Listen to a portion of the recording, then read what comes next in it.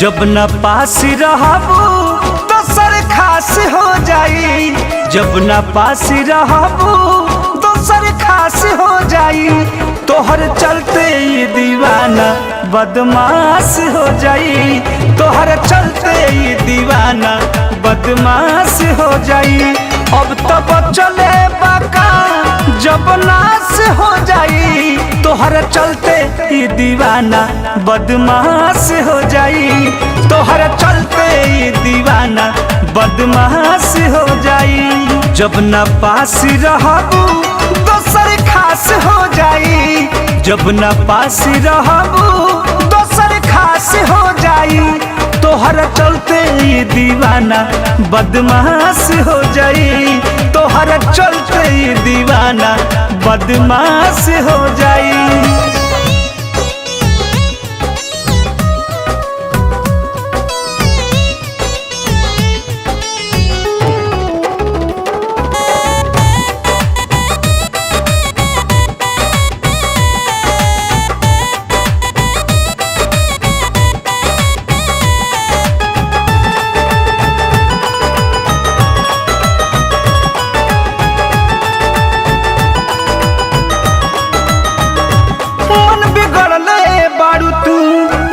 मानी करब दोस्त तोहरे लगी हम जहिया मरम।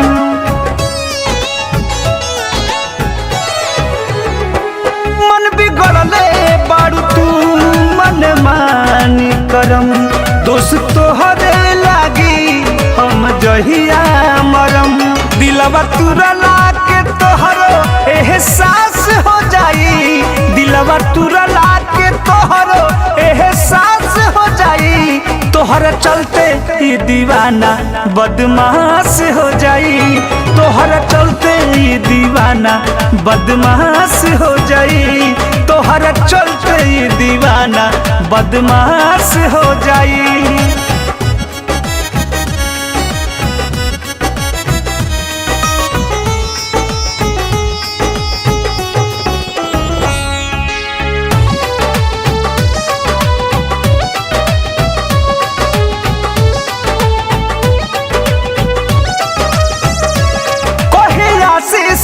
प्रमोद दिन नइखे दूर हमरे नाम से चिन्हबू हो जइबू मशहूर। चिन्हा ले जा जा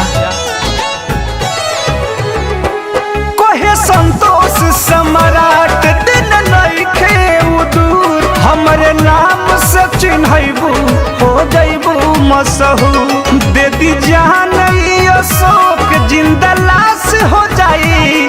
दे दी जान अशोक जिंदा लाश हो जाई।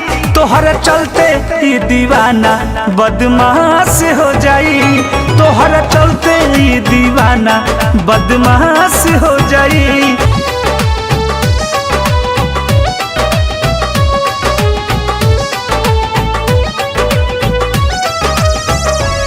जब न पास रहबू दोसर खास हो जाई।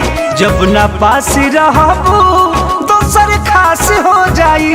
तोहर चलते ये दीवाना बदमाश हो जाई। तोहर चलते ये दीवाना बदमाश हो जाई। अब तब चले बाका जब नाश हो जाई। तोहर चलते ये दीवाना बदमाश हो जाई। तोहर चलते ये दीवाना बदमाश हो जाई। जब न पास रहबू दोसर खास हो जाई। जब न पास रहबू दोसर खास हो जाई। तोहर चलते ये दीवाना बदमाश हो जाई। तोहर चलते ये दीवाना बदमाश हो जाई।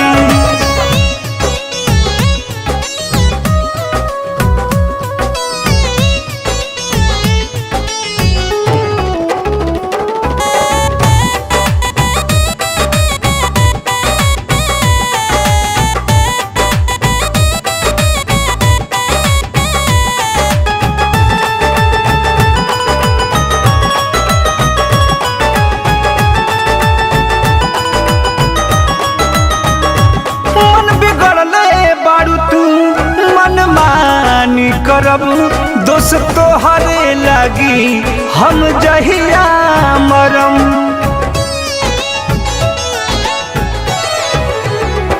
मन बिगड़ले बारू तू मन मानी करम दोस्त तोहरे लागी हम जहिया मरम। दिलवा तुरला के तोहरो एहसास हो जाई, दिलवा तुरला के तोहरो एहसास हो जाई। तोहर चलते ही दीवाना बदमाश हो जाई, तोहर चलते ही दीवाना बदमाश हो जाई, तोहर चलते ही दीवाना बदमाश हो जाई।